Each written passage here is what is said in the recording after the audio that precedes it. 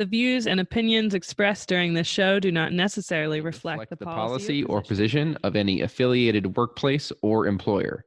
The views and opinions of this show do not constitute recommendations for therapy. Please contact a licensed SLP for individual consult on your situation. Please listen carefully. What is communication? An essential behavior of life. We have the both blessing and responsibility of trying to foster in others. It's transmitting a thought from one person to another. It's the strongest way for two people to convey information to each other. The back and forth between two people. Communication is a lifeline. It's just connection with other people. Connecting people in terms of ideas or thoughts or needs. Draws us out of ourselves, draws us into that relationship, builds up our families. Without it, we'd be lost. Whatever it is that we do to express intent and achieve an impact. Communication is the ability to express your needs, wants, frustrations, and desires to anyone that you feel needs to have that information. Welcome to the Speech Science Podcast. I'm Matt Hott, a speech and language pathologist working in the schools and in home healthcare for dementia and stroke rehab, joined as always by our favorite PTSD SLP located in the state of Florida, Rachel Archambault. Hi there. And our favorite private practice and adult SLP located in the bitter cold of Wisconsin, Marie Severson. Oh, Matt, I'm the only one that you know with those criteria, but I appreciate you. You still have 10 inches of snow up there? No, we got, we got about 12 inches last weekend. Oh my gosh. Yeah. Last weekend, I was in a pool in Orlando in 85-degree temps. I just need you to know that. You jinxed it. The night before, I was in a pool in 60-degree temps while my kids had fun, and I froze. On today's show, we're going to talk about the importance of speech therapy and dementia. We're going to talk about the top 40 jobs in America. SLP's made the top 40. Woo! Also, a Supreme Court decision that may be impacting education, as well as I had the opportunity to talk to Dr. Givonna Sandiford about her new book, SLP Empire, The Door, Laying the Groundwork for Winning Your First State Contract. All that and more. And of course, we want to hear from you. Head to our website, speechsciencepodcast.com or speechsciencepodcast@gmail.com. Before we dive into all of that, it's been about 2 weeks since we've had a show. So, Rachel, how have you been? What's been going on? I am overwhelmed, to be honest, but it's all like good things.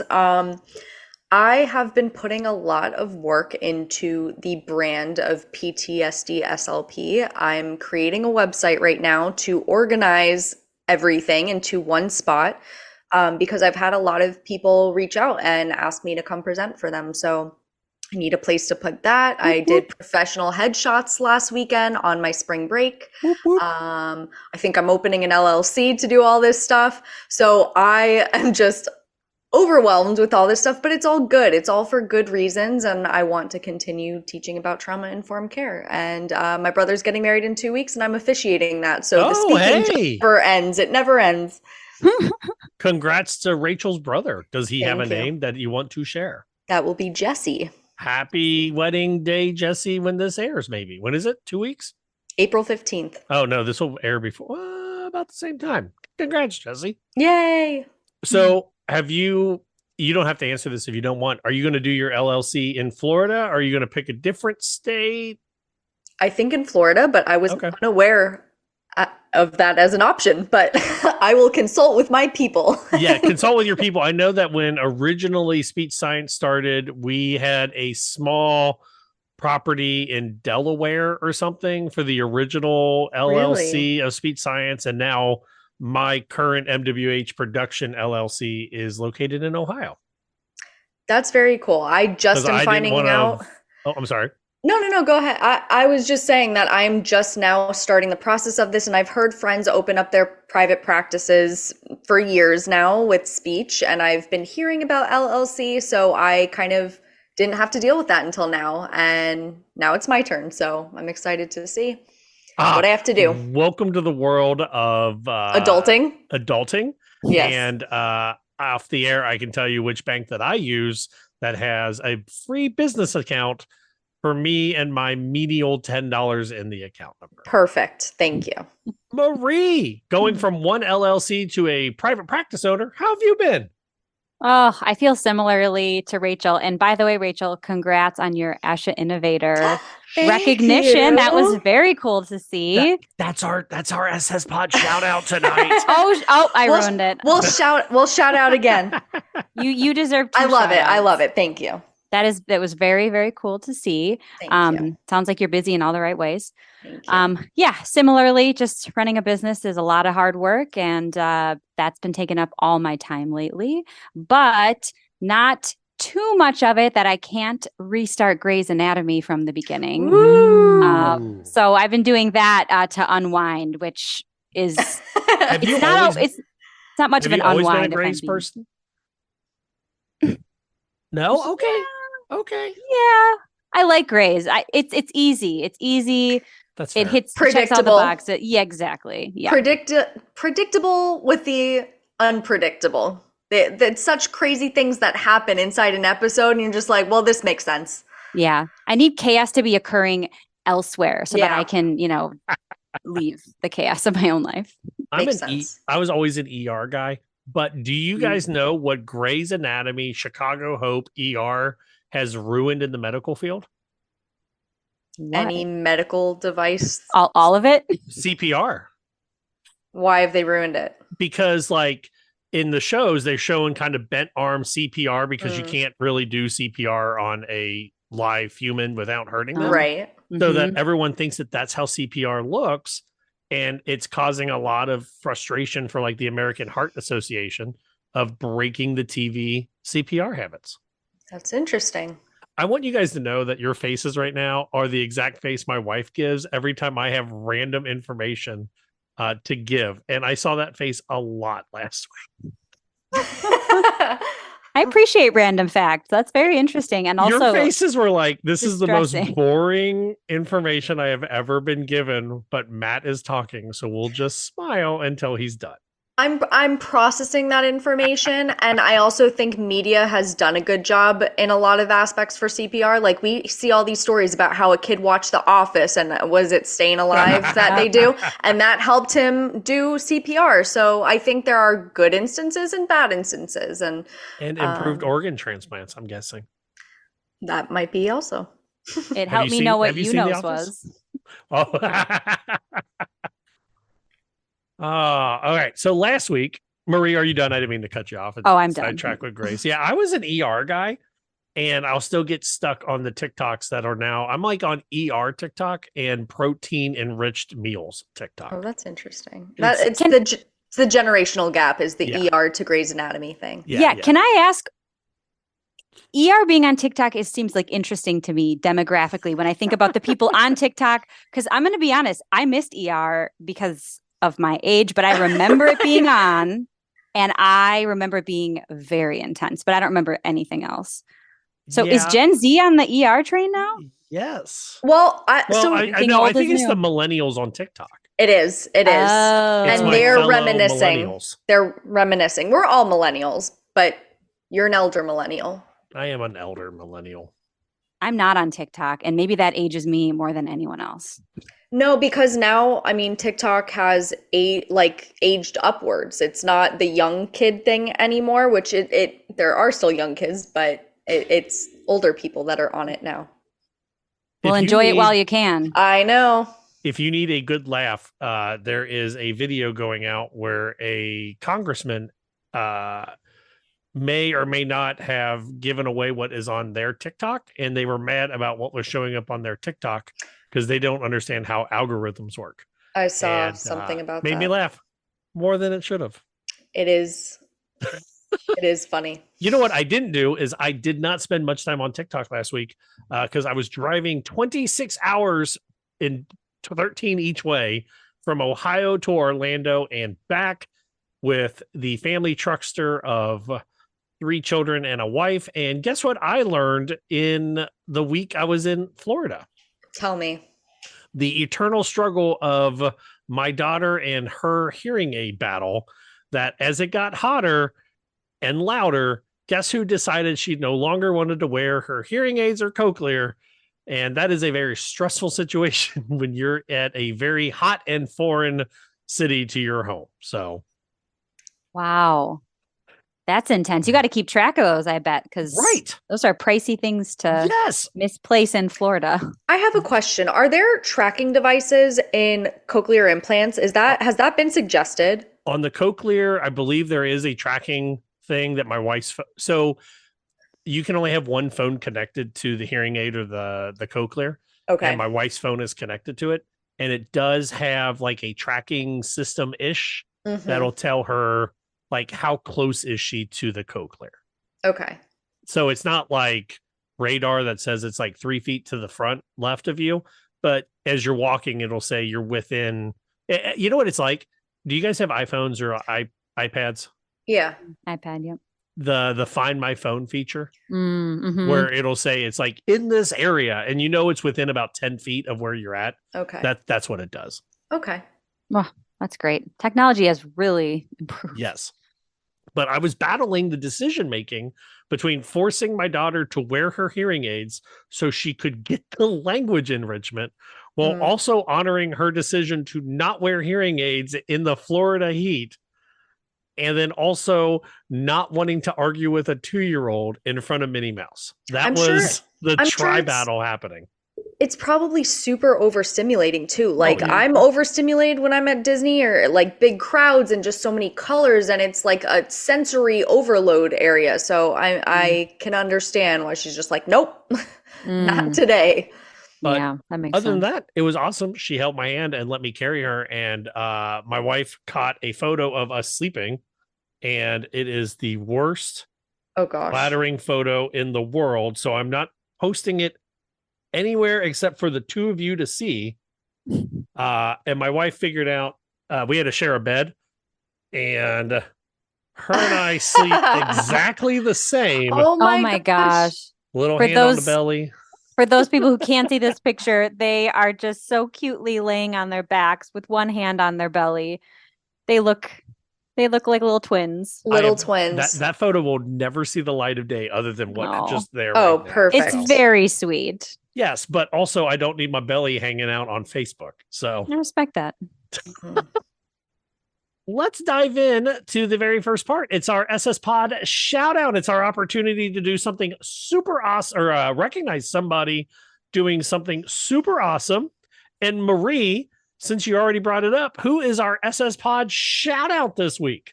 It's our very own Rachel. Woo! That is so cool. She's the ASHA innovator. Thank you. Rachel, I'm sorry, but I need you to explain to me how that process works. How did you get nominated? How did this happen? So I actually saw it on Instagram that it's a new initiative by, I think it's Bob Mick something. Can't think of his last name, but this is his initiative that it's speech and audiology innovators in our field. And you have to be recommended by anyone that's an SLP or in our field. So I found out that my coworker submitted me and I got an email one day that said, I'm an ASHA innovator. And I go, what is that?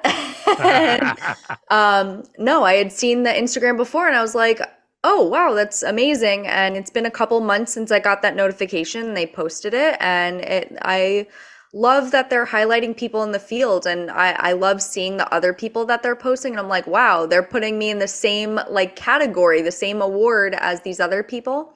Side note, with ASHA, I'm an invited speaker at ASHA Connect this July. And I was just asked this spring break to do 2 ASHA sessions in November. I'm an invited speaker at national conference. Woo! So Congratulations. I'm, like, over the moon, and I like that's been a big goal of mine. So I think really cool things happening with ASHA. So you're the first to hear it. Wow. We have the exclusive. That's incredible. And I'm assuming the topics will be trauma-informed care. I'm glad that they are valuing and recognizing that topic and really putting that on a pedestal where it belongs. It's getting more and more traction. And my ASHA Connect is a school-based conference, which I had no idea existed before this year, and that will be about trauma-informed care within the school setting. So I'm glad that I get to narrow it down for the people in my audience. At ASHA in November, which is in Boston, I will be doing a 2-hour masterclass for trauma-informed care on supervision, which is something that I have not done, and a 1-hour introduction to trauma-informed care across all settings. So it's a lot to prepare, but I am super excited and I can't wait. And I hope I see everyone at ASHA, both conferences. I might consider going now. Woo! We should have a table. Let's do it, Matt. Let's get an advertiser to pay for our table. Let's do it, listeners of the Speak Science podcast. No, that is so cool. Like, people, I don't think realize how the convention works. You either submit paperwork to try to be picked, or if you're the people that they want there, they reach out to you like they did Rachel, and you get an invite. That is awesome. Yeah. Last summer, I attend FLASHA every year, and the last day of FLASHA, people were getting their rejection letters, like, you haven't been accepted. And I was just like, oh my God, that's so difficult. Like, I didn't know that it was so tough, but I guess they have a limited amount of spots per day, and they have a lot of people submitting on the same topic. So they have to look into everything, you know? So I'm really, really excited, and I'm very excited to be named an ASHA Innovator, and I'm excited to continue to work with ASHA and present this topic. So I'm excited. Woohoo! Well, we are proud of you. Congratulations. Thank you. ASHA Innovator, SSPOD host, PTSD SLP, Rachel Archambault. Woo! Can you get more letters behind your name now? Yes. Or LLC. Name? LLC. LLC. PTSD SLP LLC. I love it. Unfortunately, on the flip side of the SSPOD shoutout is the SSPOD Due Process. This one comes in kind of hot. It says, if I can pull it up, it says, hey, hey, Speech Science crew, how do you guys get your coworkers to keep their set or semi-set schedule when working with patients in their home or when I PRN at a SNF? Every time I show up for my scheduled time, there's either a PT, OT, or a nurse already there unscheduled. And what setting is this in? They say that when they are doing their home care or PRNing at a SNF. Wow. I mean, I run into it at the schools and in home health care. Yeah. Doesn't home health have pre-scheduled appointments? When I was doing what home fancy health, company do you all work for? There were a couple times that I think that we had a logging system that was like, oh, you put your time in there, but people didn't actually follow that. They just showed up when, oh, I left this house and went to another one. So I've experienced that. That was 6 years ago now. But I can't control what other people do. It's you just have to have a conversation like, hey, I come right from school and I go right at this time. I'd appreciate, like, let's look at our schedules and see if there's another way that we can collaborate and make sure that we are both here. And I know certain billing, I've been out of this loop for a while, but you can't co-treat, you can't have the same sessions and everything. So they understand this as well. This is not a new concept to them. So I think you just have to have those conversations and say, like, look, I've just been assigned, or you've just been assigned, and this is the time that's working for the family. It's working for us. And I'd be happy to discuss with you what other times might work for you. If that doesn't work, like, let's figure something out. I think you have to have these conversations. Yeah. Scheduling is one of the most challenging executive functions tasks. I feel like in any setting, it's one thing that you can count on across the board. When I worked in home health, we would schedule our appointments. I would schedule mine a week ahead of time with my regular caseload. But one of the issues was that we could only see doctor's appointments on our end. We couldn't see when another therapist had scheduled something. So we had to hope that when we scheduled with the patient that they didn't already have something else scheduled. And on occasion we would show up and another therapist would be there. But yeah, it's almost like you have to be proactive. If it happens once, try to not have it happen twice, just by working with them. I've had this pretty much happen in every setting. You just have to be super nice about it and accommodating. Maybe you have to accommodate to them and then they'll accommodate back to you. But ooh, that's tricky. In skilled nursing, it's kind of a free for all. That one seems like high stakes. Yeah. That's tricky. I like that you guys both took the high road, and I'm about to give the petty answer. That's what it always is. Go ahead. It's called balance. Oh, so my petty answer goes with I talk to the family and I tell them how important our brain needs schedules. And when we are recovering or we are retired, our daily schedule is gone because we're not showing up for work. We're not going to bed at the same time. We're not getting up at the same time. We're eating whenever we're hungry. And I tell the family that if they know that I am showing up every Monday and Wednesday, it helps the patient learn to orientate to the day of the week. And if OT, PT, and nursing are just showing up willy-nilly, their family member won't get better as quickly on orientation skills if they don't know when someone is coming. So I throw them, my coworkers, the bus with the family and make the family do my dirty work. That shame. Petty. That is petty. But in reality, though, it's kind of true. We need somewhat of a set schedule when for our brains to function, right? Yeah. I've always found that if you set your schedule up first, then you get the slot. So I would always do my schedule early, and then the patients would always say, oh, you did your schedule first, so then everyone else has to just schedule around you. That was my way of making it work for me. But also, I will say, if I can make a co-treat happen, I'll do it. I love co-treating. I like it more than all the other therapists did. I think it's super important. And I would always just offer that, hey, if we're having trouble scheduling, I'd love to help. You're working on feeding while I'm working on swallowing. So can we do a co-treat where you're working on the feeding piece of that? What do you think? Makes sense. Yeah. I always have a hard time co-treating because like in the schools, we can co-treat, but we can't bill.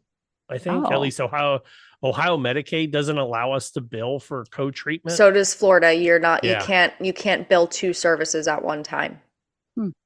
So we have to half the group is speech and then half the group is OT, and then we flip it for the second. That's hard for scheduling. That's rough. It is. It's another area to burden people with, but now it's coming back to me. I remember I was in my CF when I did home health, and I had someone come early that was, starting. I was told by my mentor, it's like, you do not get to co-treat. You can't bill concurrently. And that person started, taking everything out, trying to work. And I was like, I'm just going to have you wait 15 minutes. I'm almost done. And you have to put your foot down sometimes that this is my time that I've scheduled and you're new and it's not life-saving. You need dialysis right now. It wasn't that, You need your Kate adjusted or it won't work.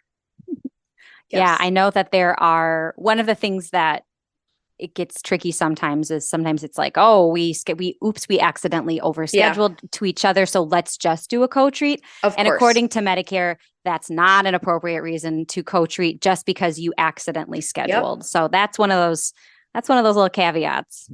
You know what I did a couple weeks ago? Sorry, thinking of co-treating and you guys have better answers than my pettiness. So the OT and we do a scheduled co-treatment once a week with my multiple handicap rooms. And we did 3 weeks of spring break activities leading up to our spring break. So week 1 was we designed spring break t-shirts. Cool. Week 2 is we tie-dyed our spring break t-shirts. And then week 3 was we played spring break games, which included modified ball into oversized cups where you had to stand and throw the ball into cups. Then we did flip cup, and then we did tower stacking, and we did something else. Oh, where you drop the ball into the glass holder directly below you. So we did some OT speech fun activities. Sounds like a good time to me. Because Flip Cup may sound like the drinking game you're thinking of, but instead it was teaching the kids how to lift. I'm not an OT, so I'm just assuming she was teaching some forearm finger skill set. I get it. That's All these really kids, cool. all these kids are on social media anyway. Like they know what it is and they play it. Like I can't tell you how many times in high school that they're just sitting at their table, they have a red Solo cup and they're just flipping it, like getting some practice in and whatever. So Are they still flipping the water bottles? They just like flip it over the front. It's I don't get slowed down. It has Okay. slowed Not in down. middle school. My Well, middle school, they'll just like walk down the hall and they'll see how many times they can flip it and get it to land. They're just getting the trend now. That's fair. That's what happens is the middle schools, that's the end of it. We're almost done. Oh, the youths. They're so cute. The youths. That's how you know we've hit the millennial olderness is when we call them the youths. If you We're no are longer the the youths, youths. if you're the youths or a speech therapist, hit us up. Let us know if you've got a shout out or a due process you want to bring to the table. speechsciencepodcast@gmail.com or speechsciencepodcast.com. Going from one due process to the next. Did you guys see this article out of USA Today? Special education clash. The Supreme Court sides unanimously for student with disabilities. Basically, it says that Miguel Perez, who was enrolled in Sturgis Public School District in Michigan since the age of 9, was considerably behind on what he should have accomplished, but the school district continued to pass him on. And I believe, what did you say, Rachel? He's like 21 now, 22 years old now? Yeah, he's either 21 or 24. I think he's 21 years old. So he has since been gone. So they say that he is able to sue for damages. And now school districts are concerned, what kind of impact does this have on them and IDEA? And I think it's super interesting, not necessarily from the fact that a school district passed him on, but in Ohio, we've enacted the 3rd grade reading guarantee, except for kids with IEPs. I just wanted to add a little bit of context. So go for it. This student is deaf. And he sued his school for damages with lapse of his education. He was not provided an interpreter, and the one that was assigned, an aide was assigned, did not know sign language. So this is part of the reason for it. So the reason that he sued was due to not being provided FAPE. And then this issue of, he wasn't going to get a diploma, factor into this whole lawsuit that ended up going up to the Supreme Court. Here's where I find it interesting. In Ohio, we have the 3rd grade reading guarantee, which means that for any kid under 3rd grade, if they are not able to read at the 3rd grade level, they are to be held back unless there is some extraneous situation and that the district and the parent agrees to move them on. And then if they're on an IEP, though, we can move them on past the 3rd grade reading guarantee by just clicking not applicable or no or whatnot. And all of a sudden the student is not part of that 3rd grade reading guarantee. And now we've got an IEP kid that we're moving on to the 4th, 5th, or 6th grade level who may not be able to read. And that is just in Ohio. And that is just one small subset. It is similar in Florida. We do have 3rd grade as a retention year. So we do have that. And I mean, working in a high school, we see how many students are passed on from grade to grade without knowing the content. And it has gotten worse since COVID and everything. And we know that there's a deficit with a lot of these kids in their learning. But within this case, I'm very pleased to see that this kid, now an adult, won for the school district violating IDEA. I can't imagine being deaf and then being provided an aide, which is not an interpreter, and the aide does not know sign language. Like that, in what worlds did they think that this was okay? And then at the very end, he's an A and B student, and then all of a sudden decide that he's not able to graduate. This is just mind-blowing to me. Wow. Surprise, this happens in all 50 states. It does. Not having a interpreter, a not having someone that knows how to use an AAC device. Having, what blows my mind is that teachers, intervention specialists can be absent. So they'll get a substitute to then do the intervention for the day. And then there's a question of, do those minutes count? Do you have to track your minutes in Florida, Rachel? I bill for Medicaid. So you do. Yeah. Marie, did you ever do any school rounds? No. Do you know if they have to, I'm assuming they'd have to track their minutes to bill for Medicaid in Wisconsin, right? I'm Probably? sure they do. I feel like that's a Medicaid right. Okay. standard. I just want to make sure. Guess what? They don't have to track. Teachers, intervention specialists don't have to track their minutes. Oh, really? That is true. Yeah. So like on the IEP, where they're saying that they're giving you 75 minutes, they're giving your kids 75 minutes a day of therapy, or not therapy, of math intervention. There's no tracking of that 75 minutes. In Florida, at least at least in Ohio, the schools that I've been at, like support facilitators, they do log their interventions. Okay, so they do. Okay, yeah. It's not on the same platform that we use in my district. But now, is that a school thing or is that a state thting?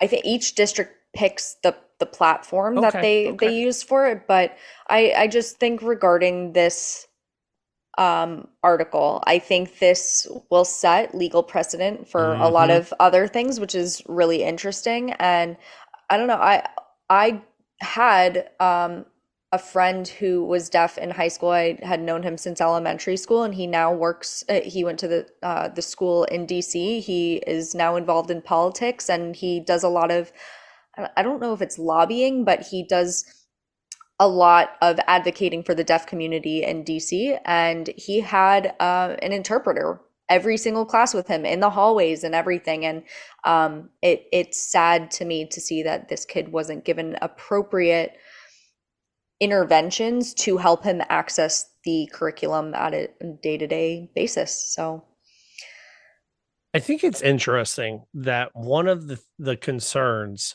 is that the school districts might be forced to approach the process differently if their actions could be used against them in a suit for damages. Marie, as a private practice owner, you work with adults more, correct? Only adults, yes. Oh, only adults. Their family could technically watch therapy if they wanted to, right? I hope they do. I love when families are there. Yep. That's good. So if you are doing something, the reason I asked is because if you're doing something poorly, they would not come back, right? They would go find a different private practice owner. Yeah. I'm going to be honest. Most patients don't know the difference between really good and not great therapy. That's, I mean, if you were I would have to do something egregious. If you're scrolling TikTok while your patient was just sitting there at the desk, right? That would be egregious. Okay. That would be terrible. Yeah. The problem in schools is that parents are not really ever invited to watch interventions. They're not invited to watch therapy. I love the idea that school districts could be held accountable for their actions. And this goes back to what we've talked about over years of us being in a burnout phase, that SLPs are being forced to make up time. You know what I'm saying? So all of a sudden now parents might be able to help in the fight of why does my student receive speech therapy in a group of 12 kids? I think an important question that people probably aren't asking. In my district, they are. I know they, but I think. And every district's different. I know that. Right. And I think as a nation, we're a very litigious community in general. True. But this case has the basis to support this kid's claims. He wasn't provided with the material he needed to access the curriculum. And I'm glad that the Supreme Court ruled in his favor for this. And I hope that more people that are in this situation are able to cite his case to help them win theirs. Absolutely. Something similar, I'm trying to draw something to like healthcare, but in terms of interpretation in hospitals, for example, that's pretty spotty. I mean, Yes. I've worked in places that had, great services. It was easy. It was easy to, you could get an in-person interpreter. Whether or not they could come in person was another story, but at least that was way more helpful. Sometimes the telephone interpreters were really awful. Yes. And I would be told that they were doing a poor job interpreting, or they were difficult to understand. I mean, trying to do aphasia therapy with an interpreter over the phone is really difficult. But I was just speaking with someone recently who said that they were working with a patient who needed a Spanish interpreter, which they had their iPad with the video for, but the therapists were using it, but the nurses weren't. And I think that happens a lot. When you're just popping in room to room, how are you really going to turn on an interpretation service for a patient to tell them that you're giving them an aspirin, right? Even though that's technically their right. Exactly. I mean, I've worked at school districts in the past where we had to get approval to contact an interpreter for the family for an IEP meeting. And that seems silly. And even crazier is I had to beg for interpreters to give tests to kids that were not English language, or that were English language learners, because they were like, oh no, they've lived here for like 3 years. You should be able to test them in English. And if they have a disability, they have a disability. I'm like, no, the family at home speaks, insert whatever language that they spoke. Cause I worked in a very diverse community. It was like, no, they speak English like 5 hours a day here at school. That's it. So it also states I'm in all the for article, suing school districts. I love that. Same. It states in the article that this kid came from a 3,000 student school district, and those numbers just, I can't comprehend them as someone who works in the 6th largest district in the country. It's, I think, 300,000 kids.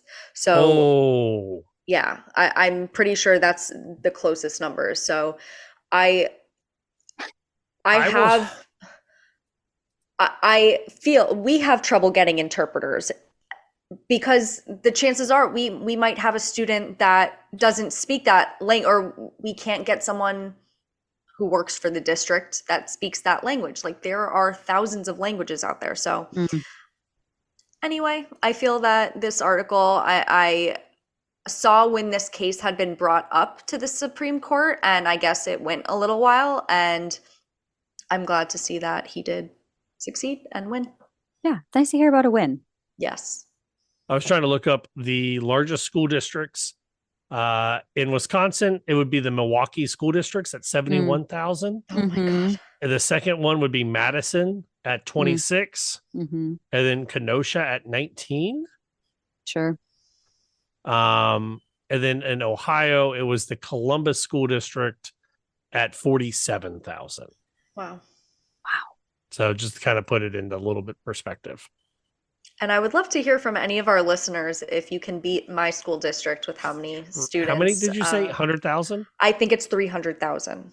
That's just unfathomable, how large that is comparatively, Rachel. It is. And that's why when people, I see online on these Facebook pages for speech that they'll just say, oh, the principal needs to attend these IEP conferences. And I go, that comparison for me is like not getting a package from Amazon and wanting to contact Bezos. Like it's we're gonna need Bezos down here. We need him to fix this. Right. It just like it does not compute for me because the school that I worked at is 3,600 kids. So I don't understand, I'm not gonna don't give away your school district if you don't want to. I pulled up the largest school districts in Florida. Miami-Dade at 334, Broward County, am I saying that right? In Fort Lauderdale, 260, Hillsborough at 218, Orange County at 199, and Palm Beach at 187. Yep. These are massive. They are. That's a city, Rachel. Those are city numbers. I know. So in one of those districts, my job as a program specialist now, I oversee the public schools. So I have elementary through high school.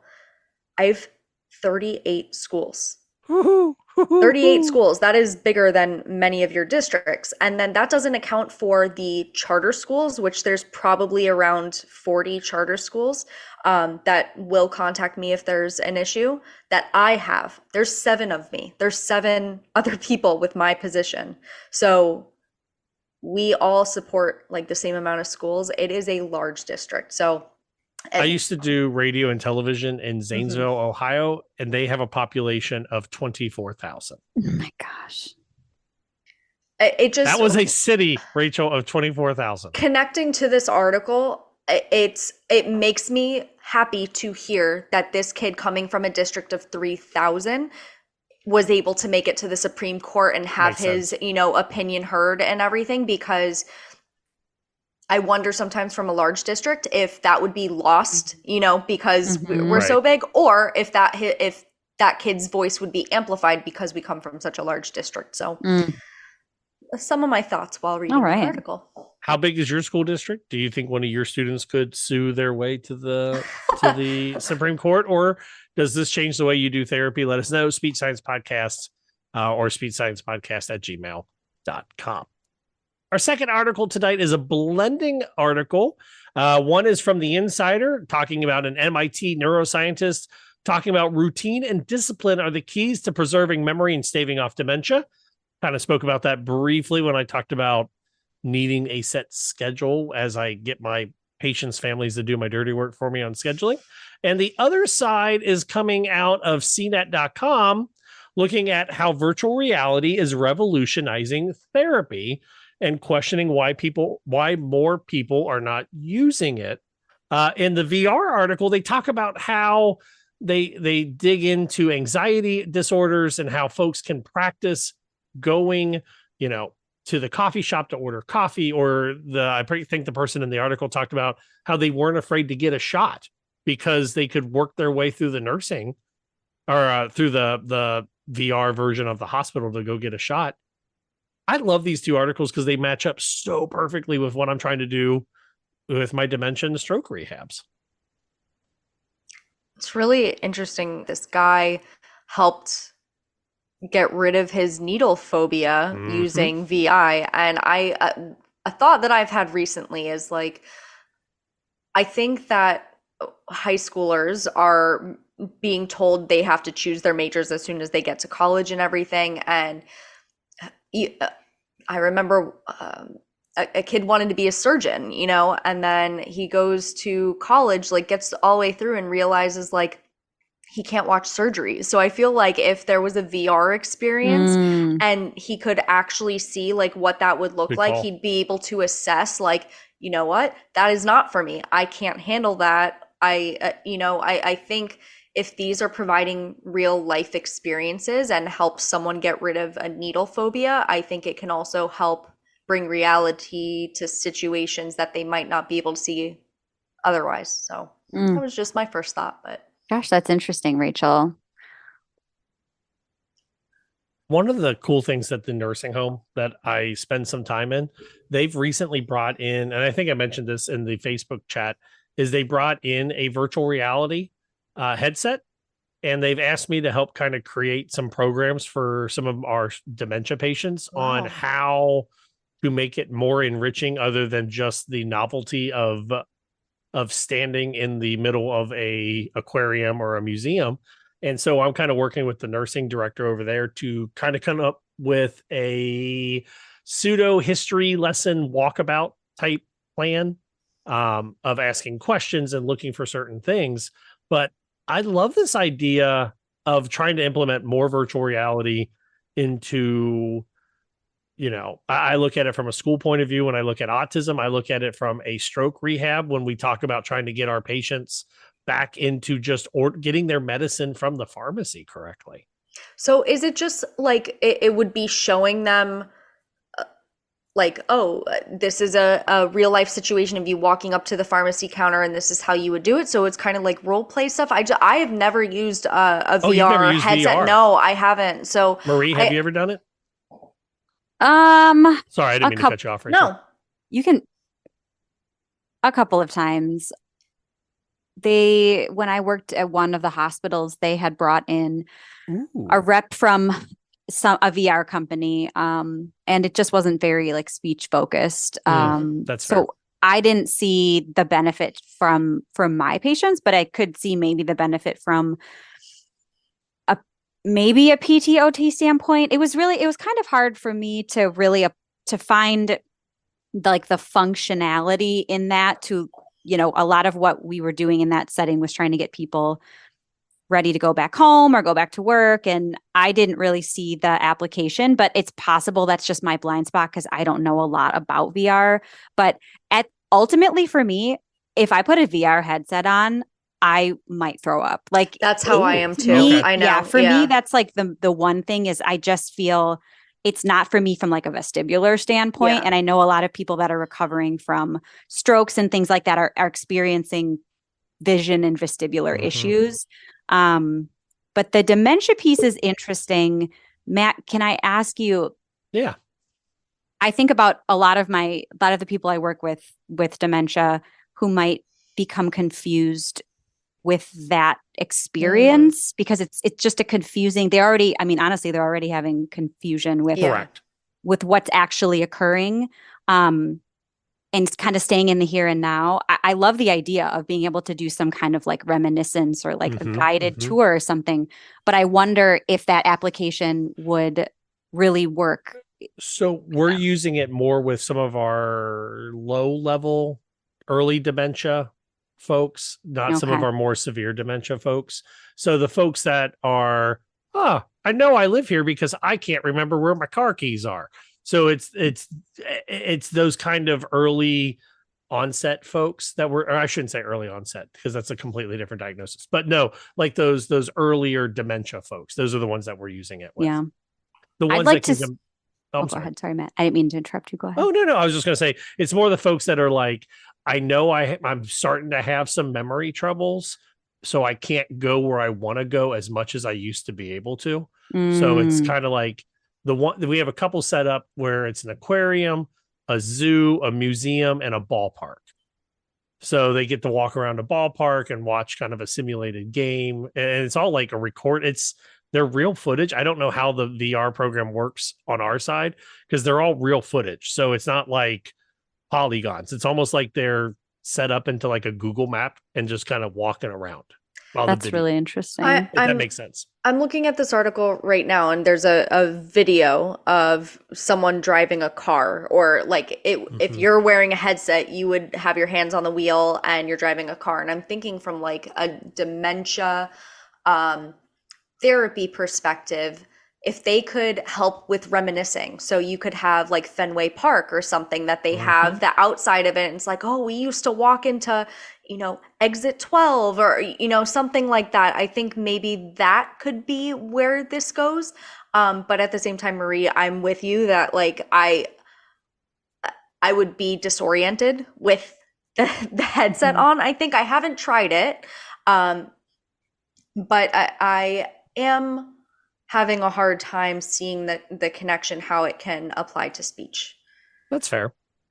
Because we're talking about you have to suspend your reality to some degree. And that's an abstract metacognitive process that people with dementia struggle with. So when we're talking about putting a heavy headset on their face from a sensory standpoint, I don't know, but I would ideally, what a cool thing to be able to potentially offer to people who with their reality is not what they would prefer.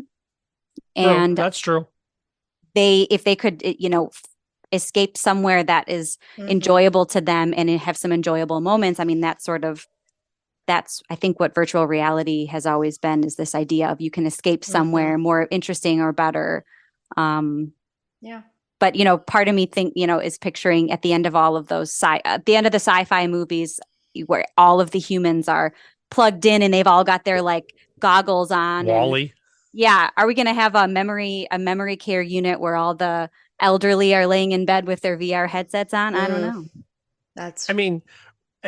I feel like I need to clarify what we're doing is not so much if I were to on the slums, on the St. Louis University memory scale, most of these folks are scoring between 18 and 23. It's not the folks getting like single digits. Yep. That are doing this. I get it. And Yeah. I also had another thought from a trauma that's what I was saying. I'm like, perspective. it's not like we're putting grandma who is severely dementia and we're plopping her down and being like, go enjoy the aquarium, grandma. No, it's kind of our folks that are just kind of in that higher dementia section right I understand what you mean. No, now I feel all defensive. No, Now oh my this is gosh, no. And I was not at all. I wasn't applying my and Matt has an ASHA ethics violation against him now. No, not at all. I wasn't concerned not all about of us are that innovators. piece of it. Yeah. No, but I think your concerns are 100% spot on. Like, I never even thought about the having that metacognition part of having to associate that you're not in your reality or in this other reality. I never even thought about putting those two and two together. I was also trying to say that from a trauma perspective, I don't like being disoriented with any of my senses. So having something that is taking away my eyesight, and I believe it also affects like your ears, they play music or like sounds or something like that, would be incredibly like, I wouldn't be able to concentrate with that on. So that's another aspect. And we have to also, with dementia, understand that that is a type of trauma as well, that they are disoriented and all this stuff. So I would love to see an example of how people are using VR in therapy across the board for any population. And I am welcome to seeing it work. And I hope that we can have some really cool sessions with it. And I'm excited. I love technology. I love to see how it improves, and I hope that there can be some really big breakthroughs with VR. Yeah. Just like any modality, match it to the patient, match it to the client, to the child. It's nice to have a toolkit where you can pull the best thing for someone. So if you can add this to your toolkit and it's right for even just one or two people, it might be worth it. Which is kind of the opposite of the Insider article, which talked about how routine and what do they say? Habit and routine can keep your brain healthier longer. I mean, I don't know how that links into VR. I just feel like that is the complete opposite of doing virtual reality therapy sessions. Well, I think the way I could tie it together would be related to how maybe virtual reality is providing some of these components. Like there's maybe a cognitive stimulation piece. There might be a social piece involved in an activity related in the VR. But honestly, when I read an article like this, I think, oh, and in other news, water is wet. Just It's one of those things where we know that a healthy lifestyle is important. And we know that a healthy lifestyle is helpful to prevent cognitive decline, even in people that are genetically predisposed. But it is so darn hard to make that actually, seem important to patients. Honestly, when I work with patients and families with dementia as like a subspecialty of my practice, and I have started giving them goals specific to each of these areas. I say, I need you to be working on a brain exercise goal, a physical exercise goal, a social goal. I say, play with your pets, go outside. Like I want them to check all these boxes because it's not just one part of that. It's really all of it. What's your diet like? Talk to your doctor. What's your sleep like? Hearing aid check, vision check. All of these components that work together, you just can't pull one piece out. So articles like this that say, yes, all of those things are very helpful, are just even more supportive and make me want to just continue with that education piece. Is that something you cover, Matt, with your home health clients? I feel like a lot of times, like what I am doing is more family training and modeling of home exercise activities than actually doing therapy, if that makes sense. Like a lot of it is like, I'll show them like, oh, here's like a nice warm-up activity, and we'll just do like a rapid naming task or something like that. And then explaining to the family like why that might be good for them. Or, my big thing is I've been buying like card games from Kroger's and Walmart to use in therapy to show the families like, hey, these are just the conversation chat packs that are open-ended to get your family member talking, instead of buying the $80 questions from the speech therapy providers. I mean, the questions are similar enough that I can make them skilled. You know what I'm saying? Instead of like saying like, oh, what is the most embarrassing place you've ever been naked? It's going, oh, what's the most, well, that would be like one of the questions that are in my pack. I'm not going to ask that to the patient, but I might change it to, oh, what's the most embarrassing moment you've ever had? And then explaining to the family like, oh, we want to do some open-ended stuff with your family member. Or, hey, let's talk about the 5 items you need to make an omelet. And where are we going to buy those? And what part of Kroger's are we going to buy those at? And explaining to that, like, oh, we need closed answers and that kind of stuff. Yeah, definitely. I agree. So I feel like I model exercise and then explain for 20 minutes. Or educate for 20 minutes. Yeah. You know, the longer I do this work, the more, and maybe, I don't know, Matt, you've been doing this longer. Maybe you feel similarly. I do feel like a majority of what I'm trying to work with people is to set them up to succeed when I'm not there. Yep. I'm only there for 1, 2, maybe 3 hours a week. And there's, I don't know how many hours, are there 200 hours in a week? I don't know. There's more than 100 hours in a week. There's a lot of time that we're not with patients. And so I think it's sometimes equally as important as the dedicated, task that we're doing in therapy, the setup for a home program or the education for the family who are going to be doing the actual work with them. Yep. Way more and making a bigger impact. So having to explain that to a patient, like, I'm not going to fix the issue for you. You're going to fix the issue, mostly not with me, but I'm just going to be there for feedback and help. I think, I agree. It's a lot about the families.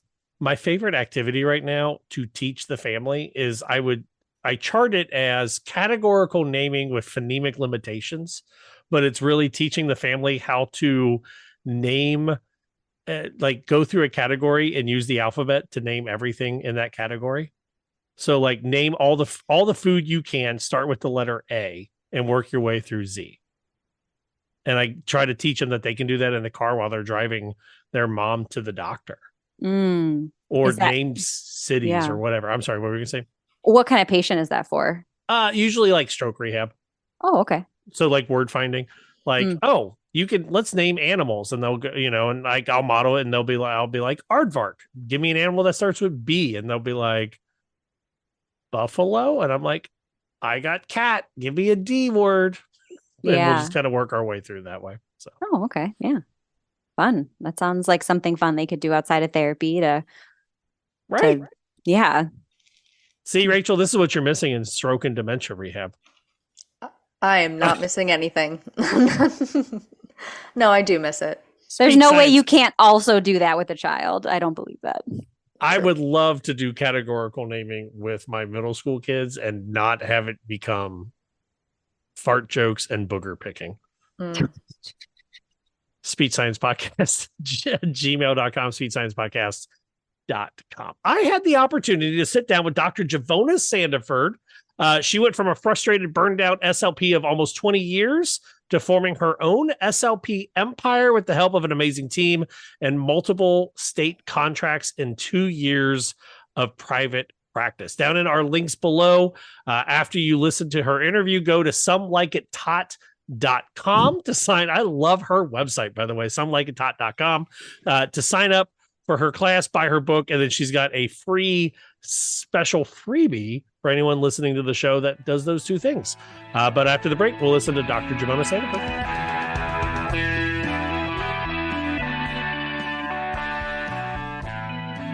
The Alzheimer's Association and the Ad Council present the story of Cynthia and Ed. My mother was always very active and independent, and she was familiar with her neighborhood. But one day, out of the blue, she stopped at the stop sign for much longer than usual. And she didn't know whether she should go forward or turn or just stay at the stop sign. She wasn't even really sure where she was at. She was very concerned. It was very unsettling for her. it's important for you to talk to someone about it, to bring the family in on it. I felt so much better after my son told me, Mom, I don't want you to worry or be afraid. I'll be there for you and we'll figure it out. When something feels different, it could be Alzheimer's. Now is the time to talk. Visit alz.org/ourstories to learn more. A message from the Alzheimer's Association and the Ad Council. Welcome back to Speech Science. I'm Matt Hott. I'm excited because I think you're a 3 or 4 time returner to the show. It's Dr. Givonna Sandiford. We are going to do, as you said, the Khaleesi entrance, the Game of Thrones entrance. Owner of Mellow Speech Incorporated, director of Some Like It Tot LLC, winner of the 2022 Entreprenista 100 Best Self-Funded Business Award, and the 2023 Nextdoor Kind Keep It Local Business Award in conjunction with the NAACP. Dr. Sandiford, welcome back. Thank you, Matt. So good to be here again. I love speech science. We were talking last time. I think we were trying to get you on the cover of a magazine. Is that right? Yes. How'd that work? That was a very interesting process. I actually ended up being 5th place. So I was in the magazine. Right. Yeah, I ended up being in the magazine, 5th place. And so I was able to kind of talk about my platform with therapy for autism and all of that. So it was really fun. I really appreciate everyone's support. That was fun. That was fun being like, hey, keep voting for this. And then it was like, just sharing it out to random things, like, because I do the bowling stuff. I'd be like, I know this person, just keep voting for her. Yeah, so. It was crazy because I've never really been popular in my life. So I was just surprised by this. Well, it's hard to be popular when you're nerdy, just to put it that way. Yeah. As you see my action figures in the background, yes, I understand completely. Yes. Well, as much as I would love to talk about your glamour shots and the magazine, you're here because your new book, SLP Empire, The Door, Laying the Groundwork for Winning Your First State Contract, has been out, and it's been doing slightly well, thinking of being popular, right?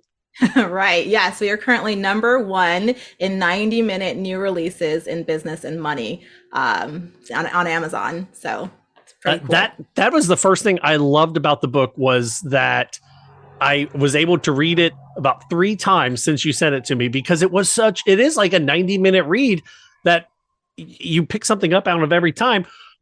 Before we dive into getting the SLP Empire, and I have a couple of notes here on my phone that I want to go through.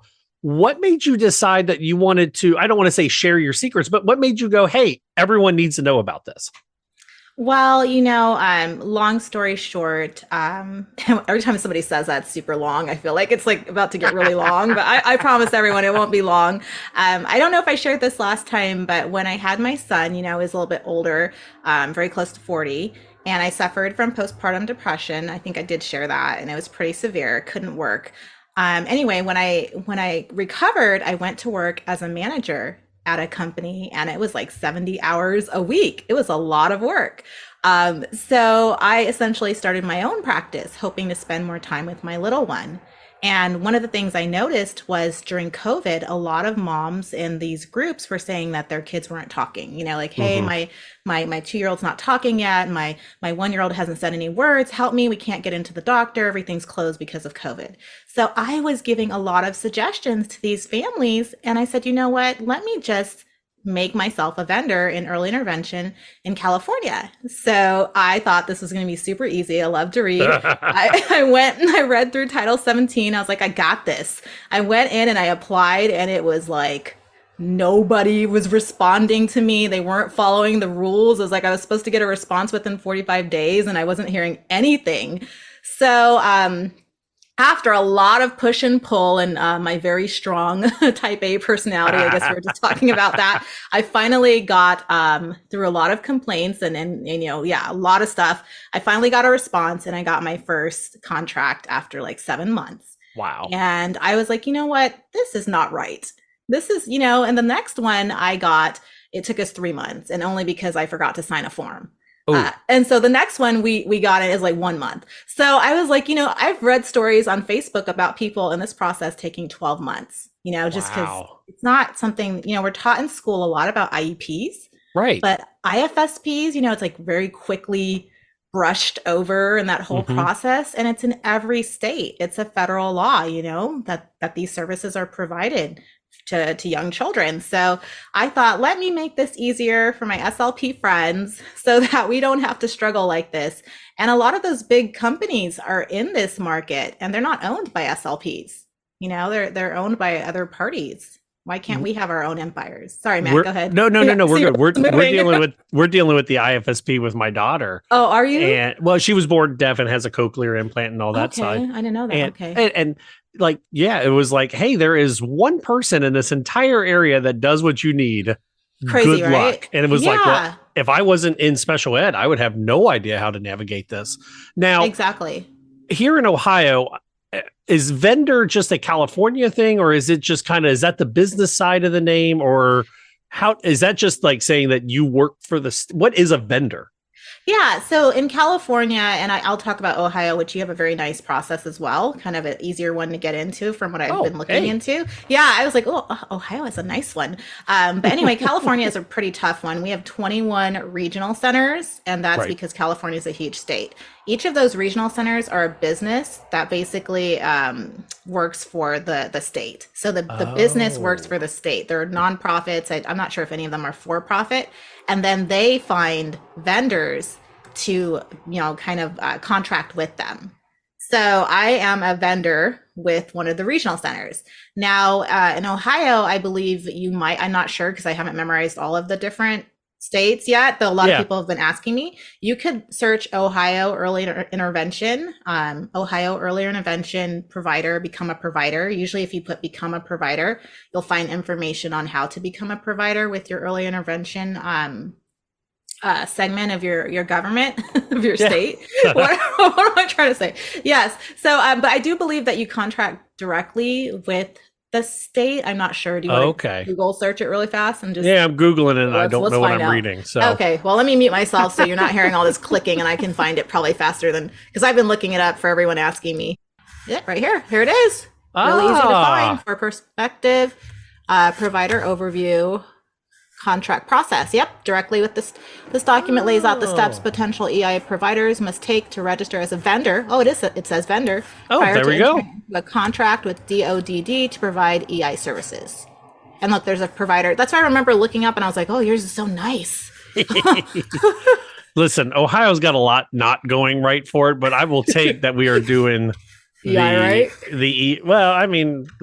how to get people employed for EI, right? That's where I will end with that. Yeah, it looks like it's a pretty simple process, but the California looked simple to me as well.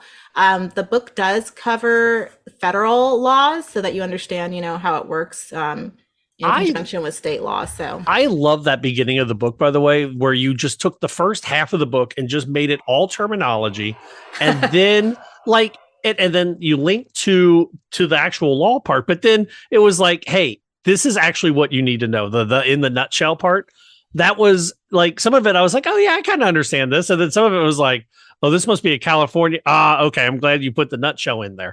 Was that you that did that? Did you teamwork that out? No, I just wrote in a nutshell because I don't know if you know, but I love the law. I love reading the law. I feel like you don't have rights as an individual unless you know your rights. A lot of times you will get taken advantage of if you don't know what your rights are because they're assuming you don't know. And that's actually how I've helped some of my students. Funny story. One of my students, by the way, I also teach this as a class. I just released the class. But one of my students, she was trying to get vendored with, I'm not going to say which region because I don't want to throw them under the bus. And in California law, it basically says that you cannot be denied due to a perceived lack of need. And they said, you are denied because we don't need you. Like blatantly, just breaking the law, just the whole thing said, whoa, we don't need you, which is what they tried to say to me. And I was like, nope, you're going to appeal. What is that, saying the quiet part out loud? They shouldn't do that? Like yes. Right? So we appealed it, and their director wrote back and was like, oh, this wasn't, we weren't saying that you were denied. We were saying, and then she tried to somehow take back the words and they ushered her right in. But that's what I was saying about, like, if you don't know, you would just be like, okay, I guess they don't need me, and run away with your tail between your legs type of thing.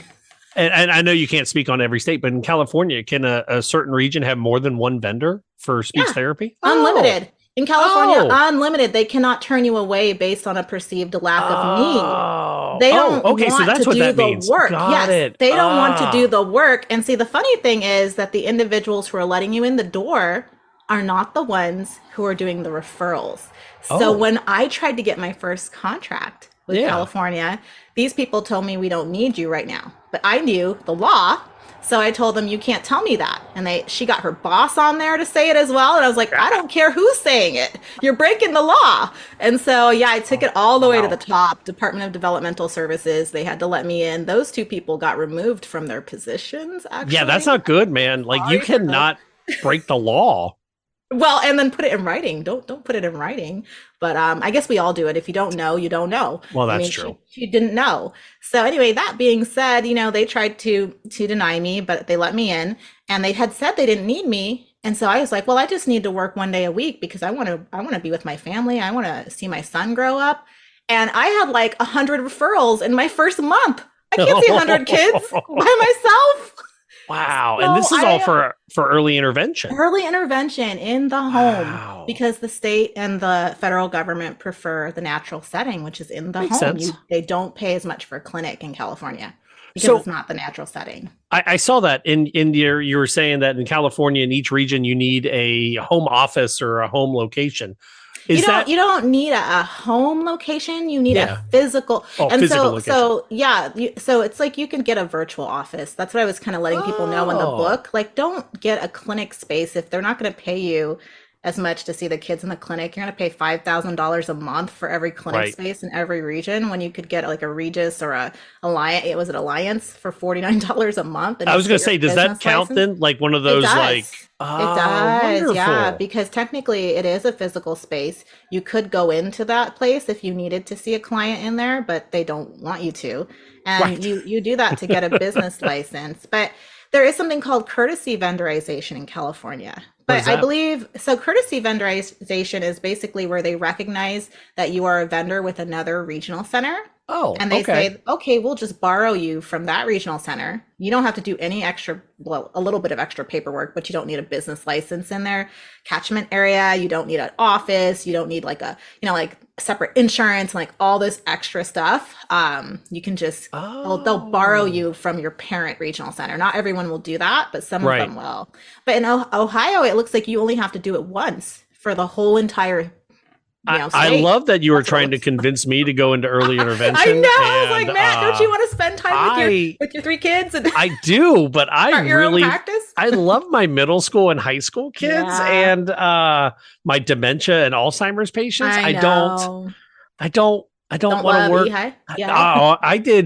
I call it my 1 year of service doing a preschool, and I almost quit the field because I can listen, man. We all did our rounds in clinic where we had to sit on the floor and play with like the cows in the barn. Oh my gosh, yes. I did that for 1 year, and I was just like, it's exhausting. Give me kids with autism or the autistic kids with pragmatic issues. Today we tie-dyed shirts with our middle school students for spring break t-shirts. I want that. I do not want to be wiping snot off of a 5-year-old. Yeah, and even with the 2-year-old, it's even yes. I'll do it for a middle school kid. I will not do it for a preschool. Try an hour session with a 2-year-old. Their attention span is like 2 seconds. But I love our SLPs that work with my daughter. So we had kiddingly said that we're the whole Khaleesi route, but you are building your empire. That is how you called it in your book. And one of the takeaways I loved, it said you need a team. And one of the parts you hammered was not doing this by yourself. I mean, obviously the paperwork you have to. How did you build your team? How do you tell folks to build a team? Because as a coach, I try to find people. I coach high school bowling. I try to find coaches that are different than me. So I'm a quiet reserve coach. I want an assistant that's really loud. But how does that work when you're building your SLP team? Yes. Okay. I have to give a shout out to my admin team now. Shane Ward, he is our customer whisperer, one of those people that just knows what to say to make someone smile even when they're mad. And I hired him for that reason. Yes. And then Teresa Novi is our get it done. Like something's out of order, you turn your head away and then you look back and it's organized. I was like, Teresa, was that you? She's like, yeah, I fixed it. So you do need a team of different personalities. And I'm, of course, the person that's going to come behind and be like, you didn't pay us. Where's our money? Or we're going to sue you. Give us our money. You know, so we have all types of people on our team. And it's the same thing with my SLPs and my SLPAs. I was looking for a very specific type of person because to do home health, which is what we do, you need someone who doesn't need their hand held because they're not going there with someone all the time. You know, we are remote. So you have to be an independent person. So I think just, you know, building a team is important. And you were talking about not wanting to see 2-year-olds. I don't see kids myself. I only have four clients that I see right now. Yeah. Wow. Because my team sees them, you know, and that's what happens when you have enough people. You don't end up doing therapy yourself anymore. Okay. I have 4 kids that I love to see, and I will never stop completely.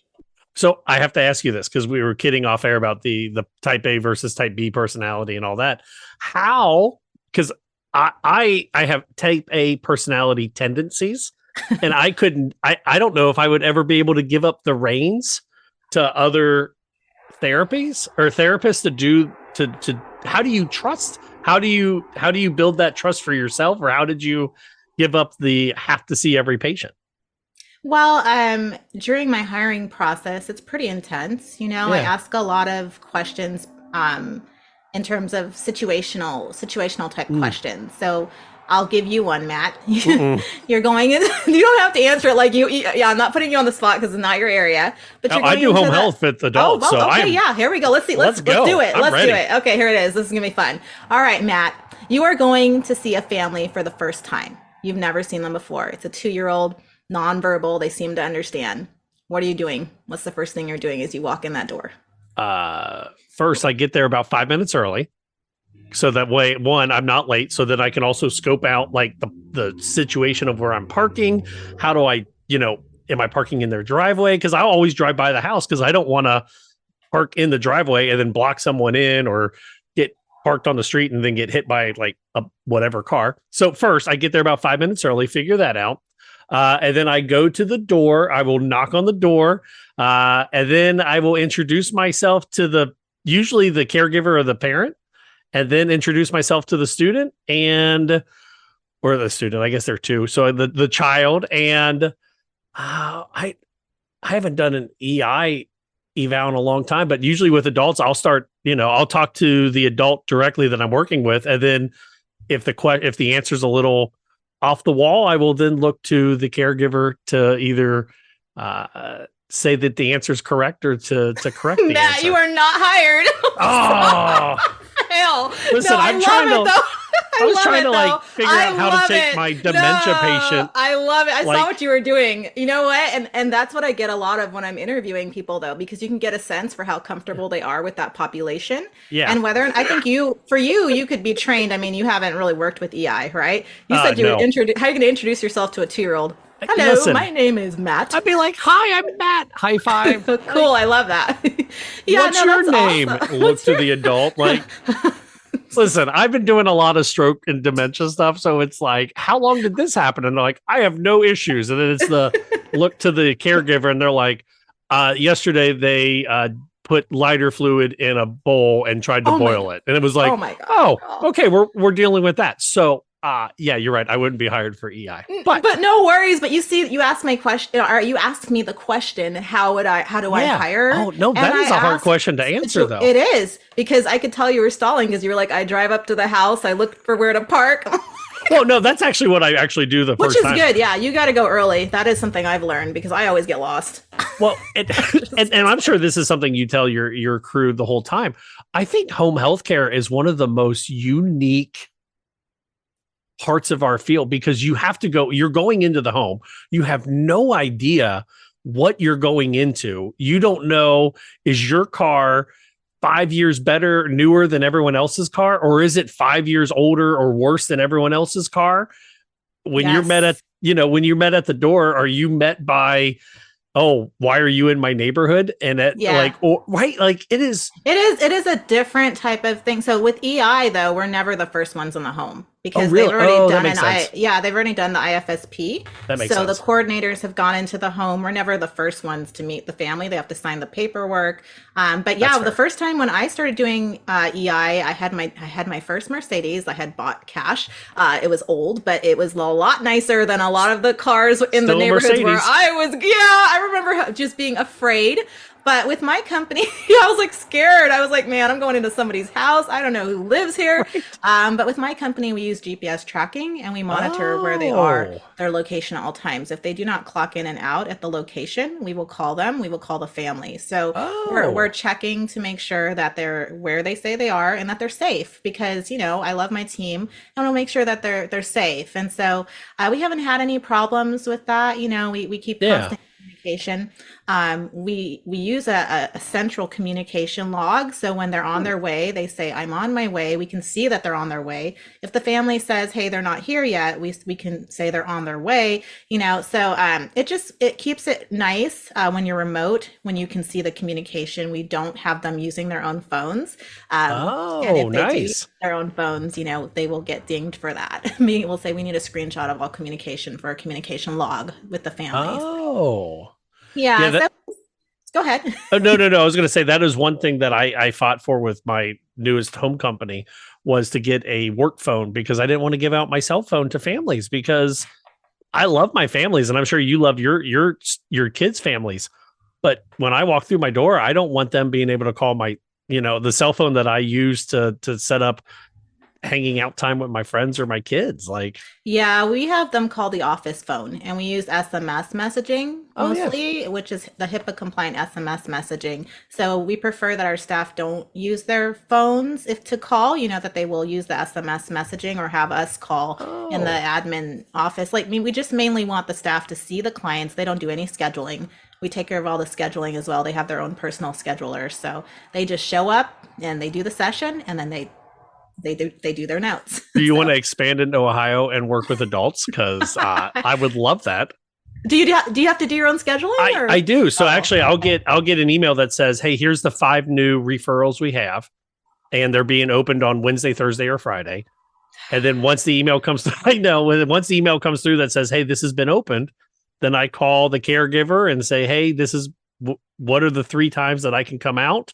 That is so time consuming. It is. And it's stressful because listen, I'm a talker, but when you cold call somebody, they talk and I have decent phone etiquette where I'm like, "Hi, may I speak to Mr. Smith?" And they're like, "They don't live here." And I'm like, I'm not a prank phone caller. I am the speech therapist.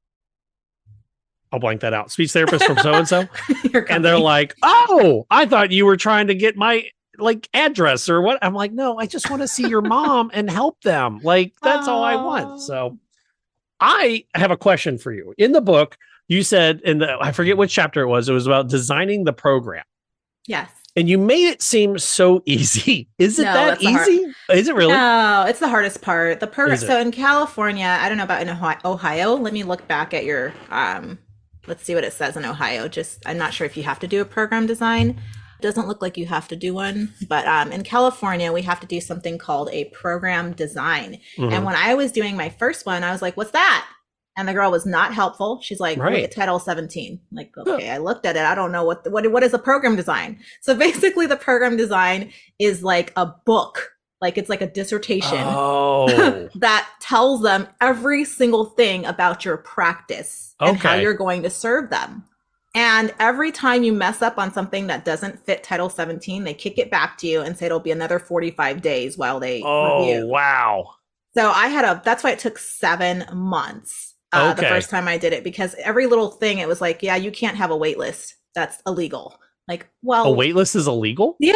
Well, she just said that it's out of compliance with the IFSP. You have to send the kids back because they can't be on a wait list because the IFSP dictates their services. So you have to send them back. So I had to because that makes sense. It does make sense. Rather have no service than being on a waiting list. Whatever. It was silly. Yeah. One time we got sent back for like one of the words was, I guess, the the print had skewed a little bit somewhere and they couldn't read one of the words, even though you could infer what it said because of the sentence. And she's like, nope, do it again. And so the program design is quite lengthy. And so I have 2 now approved. So that is kind of like the course that I teach is program design writing, to kind of help people through that. I mean, you can do it on your own. I did. It took me 7 months. And you want to know how much money I lost in that 7 months just going off of our, can you share or no? I'm a little worried, but yeah, go for it. Well, initially, you know, our first month where we were doing a full month, it was about $30K that we got from the state. So if I say 7 times 30K, which is our base, like we always have more than that now, that is how much we lost in terms of our gross revenue because we didn't know what we were doing. I mean, now you're set up and you're doing well, but that probably keeps you up, not keeps you up, but like kind of makes you, it makes that you would think. make me make me like my heart go skip a beat or two there. Yeah, that's like half my mortgage. That's half my school loans for my doctorate. I mean, that's a lot of money. So going through this, I feel, did you have a lawyer? Your background's not a lawyer, right? You just like reading the law. Like I like reading the law. Yes. Did you have a lawyer friend? Did you just trial and error? Trial and error. That is why I wrote the book, because I was like, you know, I'm a person, and I think this is the entrepreneurial spirit. Did I say that right? Entrepreneurial yes, I love that. Spirit. Hey, and I had to say entreprenista. So I know, right? And that's not even a word. Is it a word? It might be a word. It is now. But it's a word. It's a word. We made it a word. It's like mompreneur. I got a mompreneur award. That was my first award. Was that really? That's fun. Yeah, mompreneur. But anyway, the entrepreneurial spirit is about just getting up and going again. That's awesome. You know, you get kicked down, you mess up, everyone messes up, right? Are you going to stay down? Or are you going to get up? Get up, do it again, do it a different way, figure it out. And if you can't figure it out, get somebody to figure it out for you. You got to go. You can't stop, right? So I wasn't going to let them keep me down. I'm like, no, I need this life for my family and for my son. I am not going to be in the office 70 hours a week and not see him, my one child. I'm not going to, not see him grow. I love that so much. I really do. So I want to step back to just talking about you as an author for a moment. Is that okay? Sure. Yes. Is this your first book, second book? It is not my first book. Okay. I have been writing books. My first book I wrote when I was 7. My mom still has it. I love it. Hey, my nephew has me beat. He wrote his first book at 3. He's a genius. He was writing like full sentences. But anyway, I wrote my first book at 7. My mom still has it. It was a superhero book. But I do have several other published books under pen names, which I will not share because the joy of a pen name is being able to write whatever you want without anybody judging you because they don't know who you are. So I love writing. Yes, I wrote 9 books when I was pregnant with my son, 1 for every month. Oh, wow. That's awesome.